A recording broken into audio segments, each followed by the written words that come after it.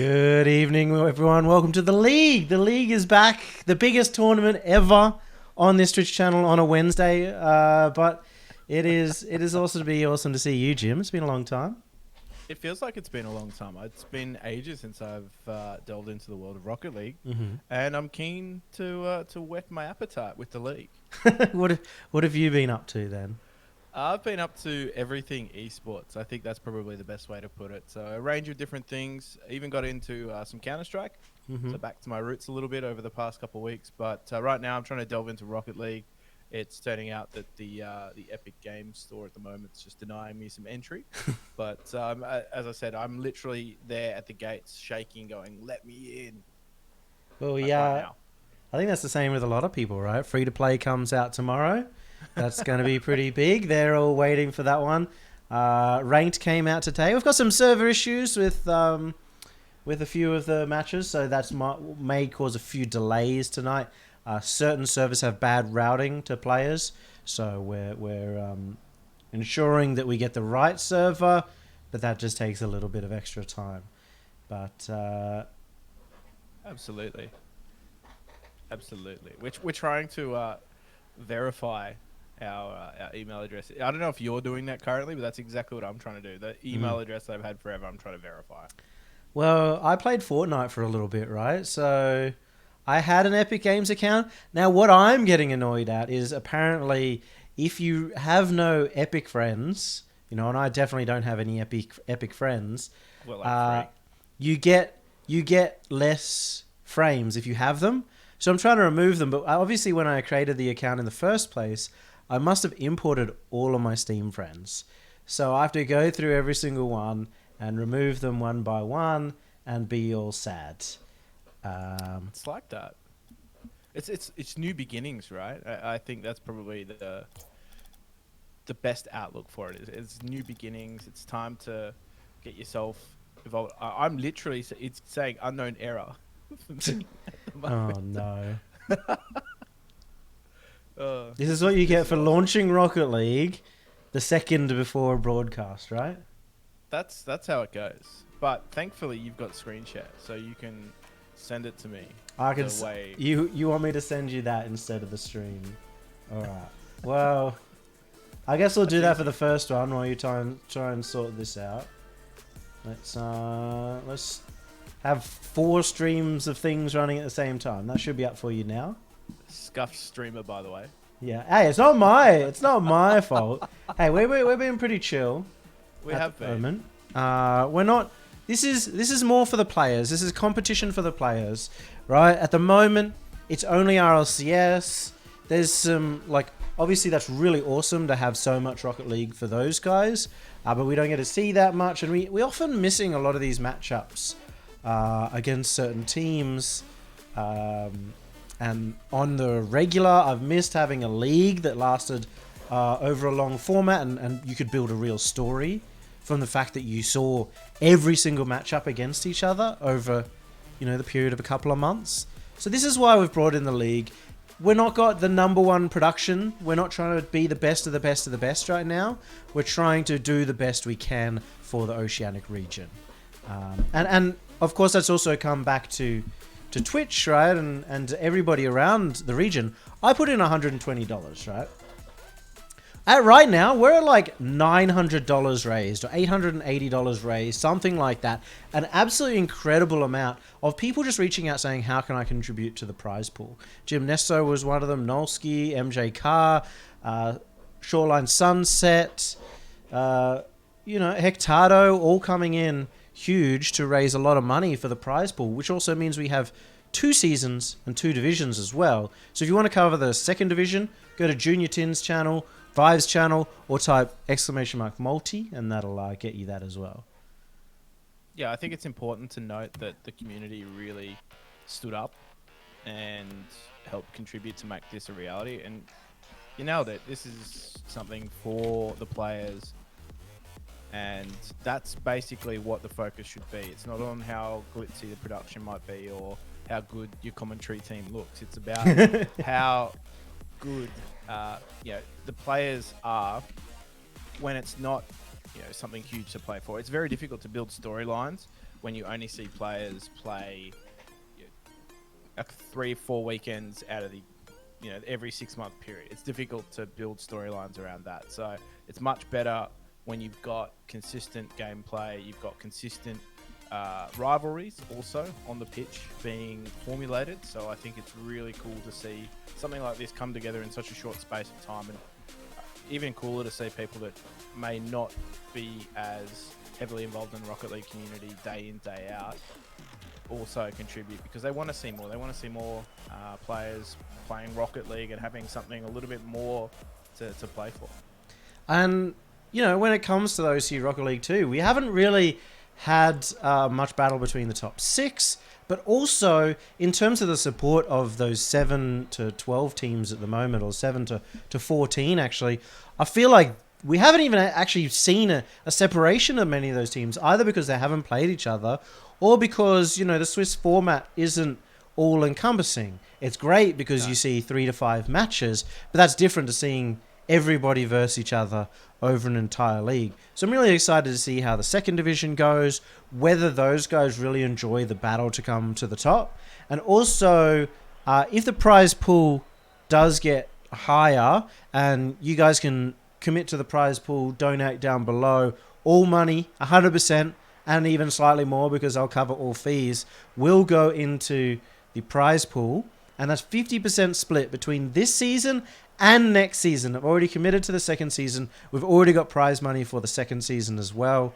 But if it gets high enough as well, we'll make sure that the second division gets some love in terms of prize money too. Even if it's just a little bit, even if it's just something to say, thanks for putting in your time and participating. And nobody rejected the invitation to come and play in the second division. They all wanted to get in there. And that's cool because that promotes healthy structure of some of those newer players coming through the ranks, getting the opportunity to see newer players playing against their level of competition. But then if they do get birthed into that top division, they get the chance now to play regularly against some of the best and see whether or not they've actually got what it takes to improve their game. But more importantly, also, I think see whether or not they're a good fit for the top level of Rocket League. So, great players aren't made overnight. And we're about to see, some great players take the pitch, but this is a pretty momentous occasion. It really is. I mean, it's a great start. It's something I've been missing. I don't know why it's acting like the way it is, and that's an early goal coming out from Cringe Society. Have they changed the camera controls? H no longer hiding the controls for me. I'm flabbergasted right now. Oh wait, I've got it selected up there. There we go. It's all good, ladies and gentlemen. That's a brain fart on my end. Even better, as I think we did some Rocket League last week, and I think it potentially bugs out as well. So enjoy. Well, I hope you guys do enjoy the gameplay tonight.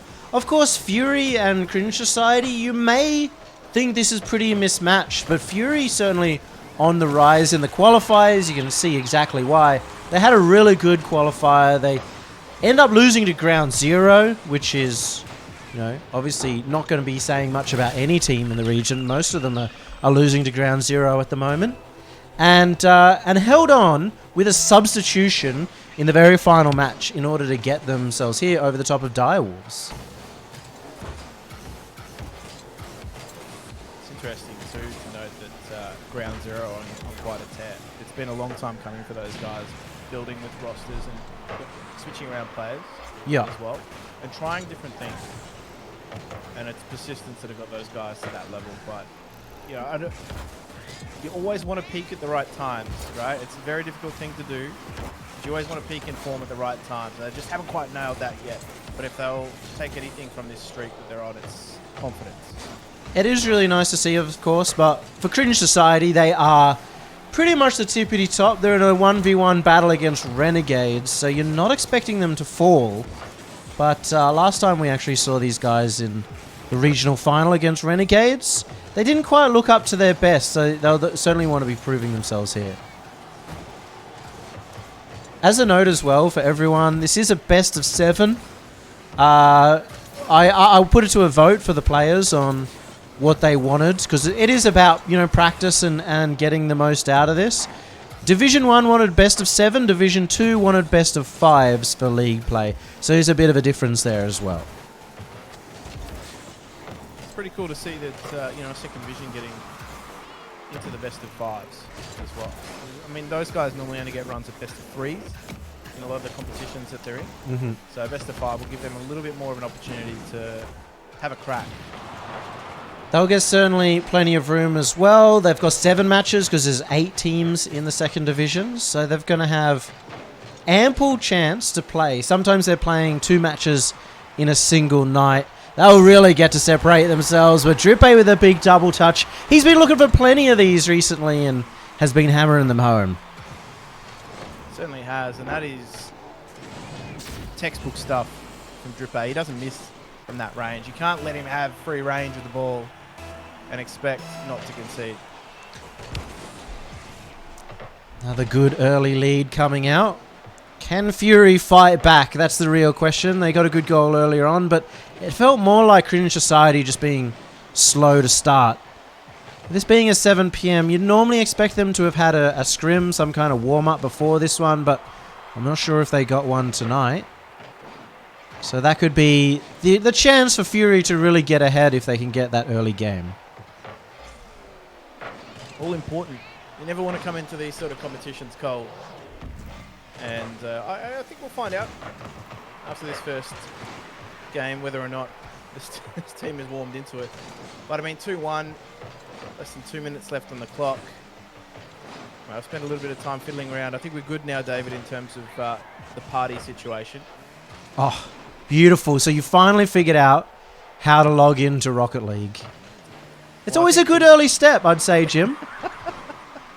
Not so much that. I think it's just Epic Games decided to send me all of the access that I requested about 15 minutes ago at once. Well, it's good to know that you're finally with us. We'll get through this series, hopefully. Is everything going well across in terms of what you can see there? Yeah, absolutely. Yeah. And in terms of the cat noise, Cyrix, that's all Kenny Salmon. He always uses the cat noise as his engine. Another good play coming out from Fury. Torsos, bit of a missed clear there, though. Yeah, it wasn't the best of clearances. You know, is just bread and butter stuff for Scarth. He was there, right place, right time, just putting the pressure on. Torsos with a chance as well. Doesn't make any mistake in front of net. And again, just off the kickoff, a little bit weak. Kenny Salmon did not have the boost to get there. I don't even think. Yeah, he didn't collect that corner boost whatsoever. So he had nothing in the tank when it came time to try and put himself in front of that ball. It was a really good kickoff too, and that hurts when you're Fury because they're working hard for their goals. They have to put a lot of effort to get into them. Against Cringe Society, they've picked up their defense recently, so at this point in time, it's going to be very difficult for Fury to really be getting ahead if they're letting in goals like that. It is really upsetting when you have to work that hard for a goal and then turn around and concede so easily. That can be tough on a team. So I guess the question is now, how quickly can they bounce back? How quickly can they get themselves back on that equaliser? I mean, they're running out of time here. We're inside the 30-second range, and that can be tough for a team that doesn't have the experiences this Cringe Society lineup certainly possesses. Well, hopefully you see a few more demos coming out as well. Some ways to open up this net. 20 seconds right now for Fury to get in to overtime. Doesn't seem too likely with, right now, Cringe Society just shutting down the plays and keeping this one forward. They'll do that again. Scarth with a chance now. Does have an opportunity here as Kenny Salmon puts that one forward. Torsos was went for a nosedive, but Drippe came to save the day and will get this one back. Now, Jim, I'm going to get you into the party and into the lobby just because I think me streaming in multiple places is causing a few dropped frames. Yeah, sure. Your CPU is taking a battering by the sound of it, but I'm ready to go. All right, let's re-invite you into this one. Hopefully they also added the player names because that was very quick. They did not. They did not. They forgot completely. That is okay. We'll get over it. Hopefully you get into the lobby as well. You can realize the new menu, because that is certainly a trick of its own. I'm in the new lobby. We should be exciting. Should be exciting to see how game number 2 goes. They got underway very quickly again before they could put the team names up in the lobby, because they didn't do that right at the start. For tonight, we're leaving it up to the players to create the lobbies just because of the internet issues. And Drippe again, putting himself in a good position to score. This is where we like to see Drippe. Man getting the striking on net. And he doesn't make any mistakes. More important to note there as well that he's always very collected under pressure. Obviously, huge amount of experience on his shoulders too. So it's always one of those romantic sides. If you've been following Rocket League for a little bit, him and Torsos being reunited as players, it's good to see. But you can see that they've still got some work to do. They're just obviously, in terms of finding that third, have arrived now with someone that they're comfortable with. They've just got to get all the pieces, all the cylinders firing at once. It's good too, because Drippe, you know, he had a big drop off for a while, and now with the new season and new levels of motivation, he's been looking, you know, really on the ball. It's nice to watch Drippe back at his own form with his good striking as well. Speaking of, Scarth having a solid shot of his own. Though, you know, when you compare Scarth to Drippe, even in that situation, you're normally expecting Drippe to be aiming top corner. Maybe ever so high a few times with the crossbar. In that case, Scarth playing the game a bit safer. And that's less likely to score against a team like Cringe. Absolutely. As we said, you don't get many opportunities against teams like Cringe, so you got to make the most of what you do get. And with an improved defense too, those opportunities are only going to continue to dry up. So you really need to be clinical in front of net. As the ball is just carried downfield, and finding it difficult now to just repel Cringe Society. The ball really is locked into the corner, and they finally get some clearance away, finally be able to get themselves out, release, get some boost in those tanks. But it just seems as though Decker was there ready, waiting. They didn't really get much of a reprieve here from Cringe Society, and that one is easily done. Some great defensive linebacker work being done by Decker just to clear out the goalkeeper. Well, that was so simple. And this is more of what we saw of them when they won the first regional. Play it slow, get the demo, open up the net, keep some pressure, and eventually they'll score. And it's also a very solid way, I'd say, to take down a team like Fury, to take down a team that may not have the offensive power to really worry them too much. So you can just start breaking Fury down and seeing if the goals will just happen. Even there, that to me shows too that Fury are just struggling a little bit on the kickoff against their opposition. We've seen a few solid kickoffs actually come out from Cringe Society, and that's really set them up for a lot of opportunity just straight off the bat. And it's difficult too when you just conceded and then you concede a poor kickoff. That doesn't really set you up too well for the next phase of play. In terms of the next phase of play for Kenny Salmon, it's looking for passes in the midfield, and Fury is certainly good at that. You know, they are a solid team, especially after pushing Matro through the paces for a little while now, but still up against Cringe Society. You've got Drippe absolutely going ham. Goal after goal after goal. Is this on his hat-trick? I'm not sure, but it must be close. He's absolutely on a tear at the moment. Across the last game as well, he was just dominant. He's getting a lot of opportunity. I think it's safe to point that out as well, as the fact that he is getting a lot of time on that ball. He's not being matched. He's not being beaten to the ball. They're a little bit slower, Fury, but you could just tell that Cringe Society are doing a great job of keeping them guessing. That was dangerous, needs to be cleared. But yeah, Cringe Society, they play a very suffocating game of Rocket League. It's good to see. And it is nice to see as well that they're able to do it as a pressure style, you know, not push up too hard. In the past, their major problem was overcommitting and kind of letting the counterattacks happen. Something that Fury are very good at, especially both Scarth and Kenny Salmon in the past, having a large repertoire in their counterattack.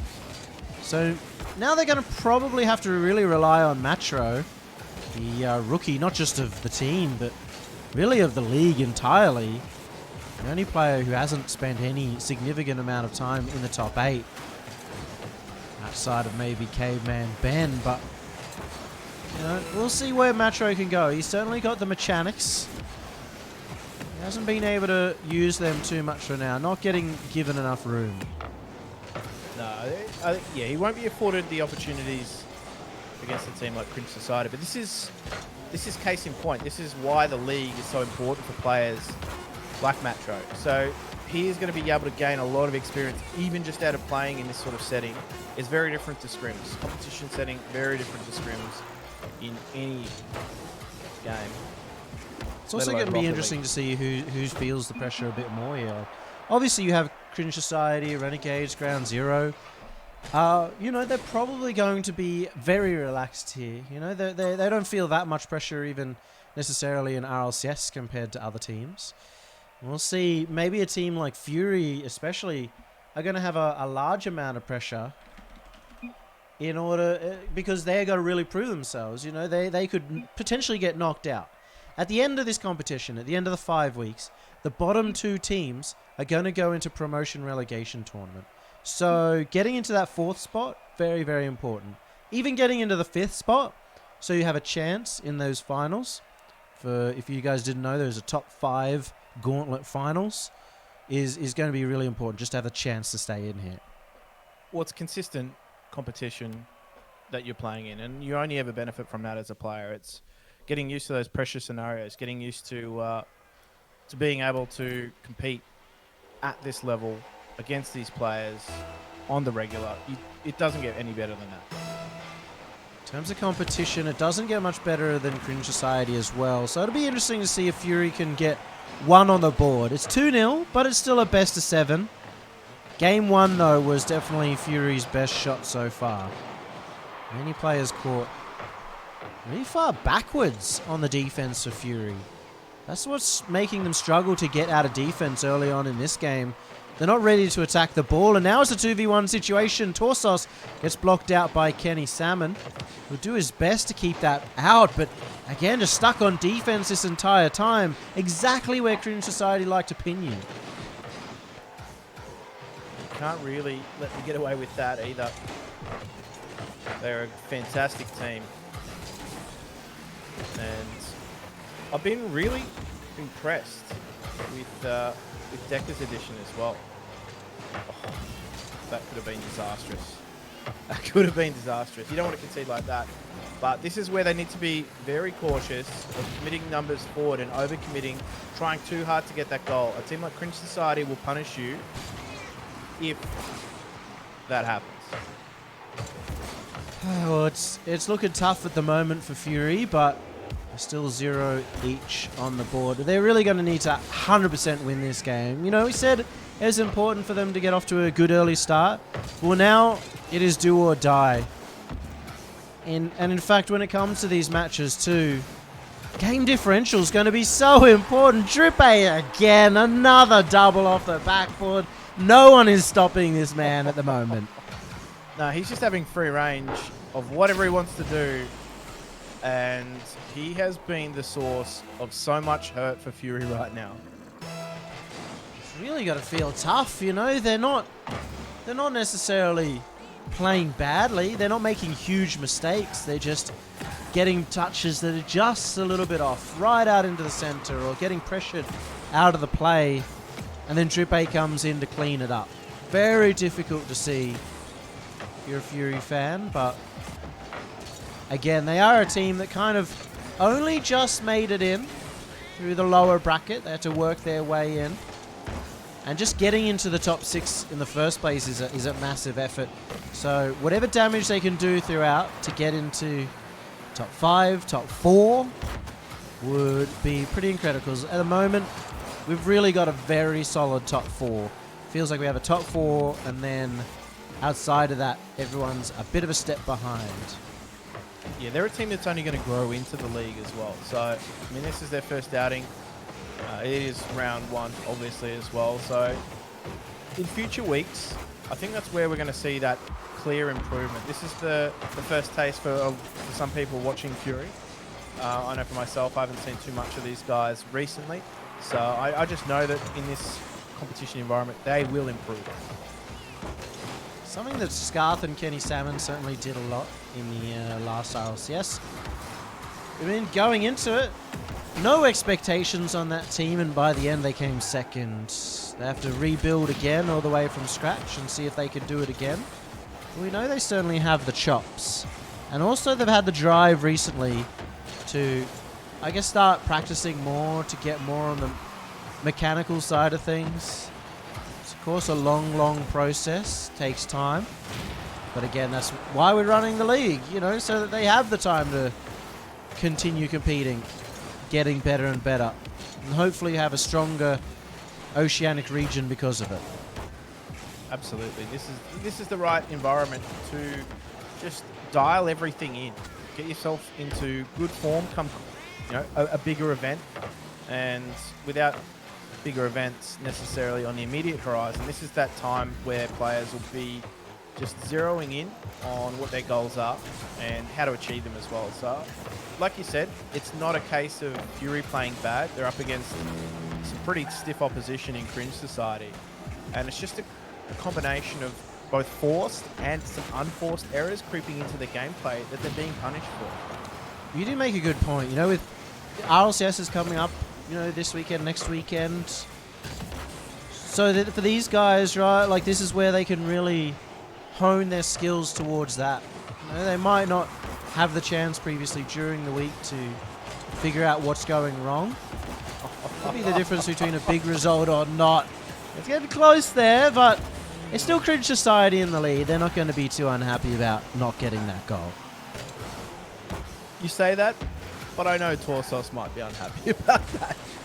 Hey, you know, there's always the odd accusation of a bad beat, unlucky, and it's not necessarily too wrong in certain situations. It always feels a bit like that in Rocket League. This was the best chance just in this game.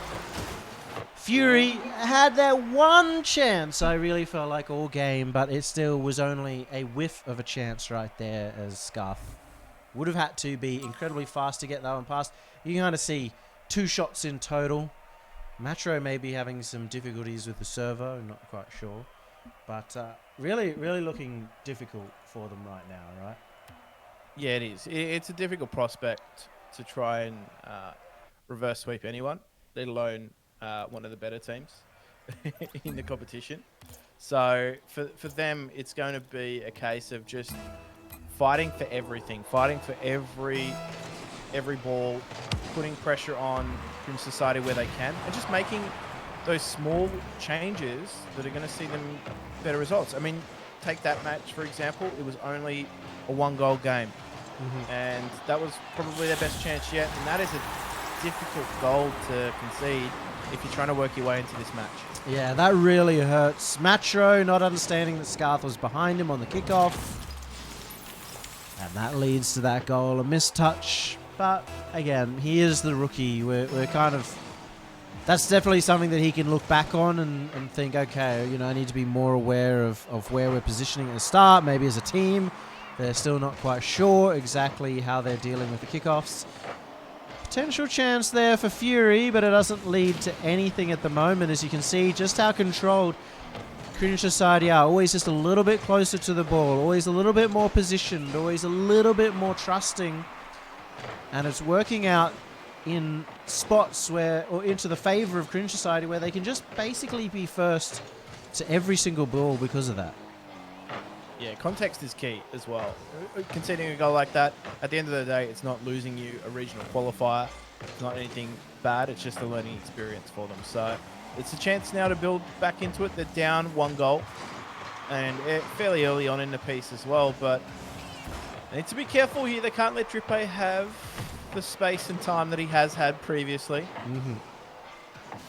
He's been pretty deadly, even in that play where It looked like he was really done with his air dribble and then got the touch higher. It's actually pretty difficult to save. We saw him go for a lot of flip resets earlier on in the season as well. Not necessarily successfully, but that means that's something that he's 100% working on and maybe even 100% confident in. And it's really starting to show when he's got individual time on the ball. Drippay's been making a lot in the air right in front of that goal. This should be a good pass over to Decker. Usually see him absolutely snipe the top corner, but not in that scenario. Even still, Fury keep being put on the ropes. They're not going to have too much boost here as that one gets taken past as well. You can see all of Cringe Society circling on those corner boosts. Oh, they sense it. They sense that goal in the water, and there it is. Drippay again.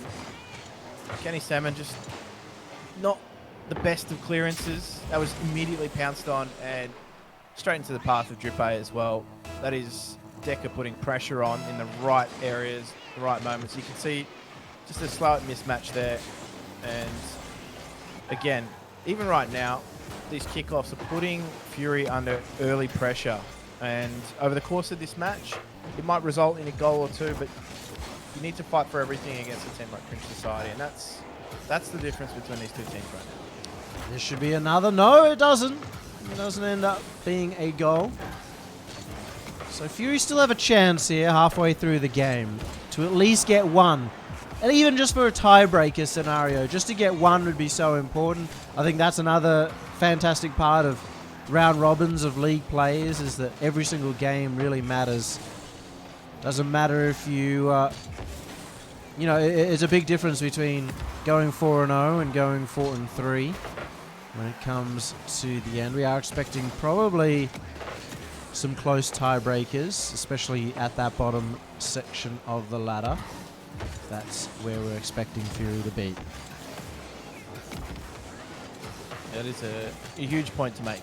So I really don't want to see teams throw away games on that basis, because obviously, as you said, everything is really important, right down to even individual goals scored within series like this that may seemingly be very one-sided. That was a chance there, but that's probably been their best chance so far here for Fury. They haven't really had or been afforded opportunities, but we like to see more of that from the youngster. Just putting pressure on when they did not have the boost to deal with it. They couldn't get there. Yeah, it was a good challenge as well. Pressure on from all players of Fury. Just good follow-ups, right?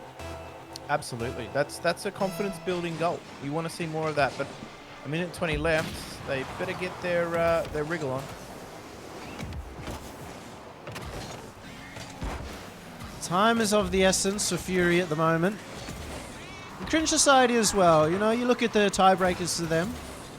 A 4-0 here would put them in very good stead, especially if Fury consistently get better over the season and maybe start taking some names down, even if it's just in a few games or taking it close. See in that gauntlet final how important it is to be in that first position. And Drippay is just putting them there. He's scored, what, 8 goals so far, at least, in this best of 7 in 4 games?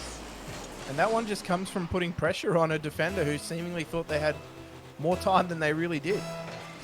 So, unfortunately, Scarf just caught watching Drippay pounce in, and you're right, he's been smashing it. That's unfortunate too, because that was probably Fury's best passage of play that we just saw. So to concede on the back of that, that's a little rough. It certainly hurts. I mean, Fury have really not had many shots or shot opportunities even throughout these games, and so even a 2-goal comeback is very tough, even if it wasn't 20 seconds remaining. Cringe Society holding on very strong. Drippay still padding the stats. That is a perfect shot. That crossbar and down could not have been placed any better. No, he's been given silver platter service as well by Decker. That is Drippay at his deadliest. Where's the stats, man? Where's Basing? Have you been following how many goals have been scored? Because at the moment, it's looking absolutely ridiculous for Drippay.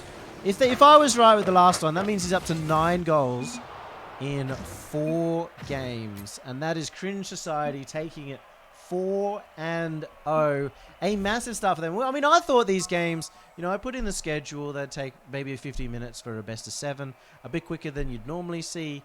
But still, this was even quicker than that. Yeah, and I mean, if you're Fury right now, you got to learn from this opportunity, and I'm sure they will. But in terms of the way that they played, they had a few patches there where they did put some pressure on Cringe Society. And it was unfortunate because, as I said, one of their best passages of play in that last game resulted in Drippe just putting that ball in the back of the net just by pressuring a defender. So, yeah, you can see from them it's just about building consistency, because it's not the case that they're playing badly or poorly. It's just that they're making small mistakes, both forced and unforced errors, that are leading to Cringe Society putting away some goals here and there. But that being said, though, you could see that there were just some efforts coming from Cringe Society that were landmark of a team that possesses their prowess. Yeah, and I mean, end of the series, obviously you just see so much control coming out from Cringe Society. I think they look best when they're giving Drippe opportunities, and he's certainly shined in this match. So I'm certainly excited to see more of where he ends up going throughout the season. I'm excited to see the following up matches as well that we have tonight. I do want to apologize to everyone because we've had obviously some technical issues. I'm not sure why, but we certainly had a fair number of dropped frames earlier on. Hopefully it's fixed. If it's not, we'll bump it down to 720p between series so that we can have the best viewing experience, or the smoothest viewing experience possible for you. But keep me updated. Message me on Discord private messages, because I had to close down the stream and everything to try and fix that. But we're going to be right back very shortly. It's going to be Canberra Havoc up against Renegades, so match number 2. So certainly stay around and watch that one.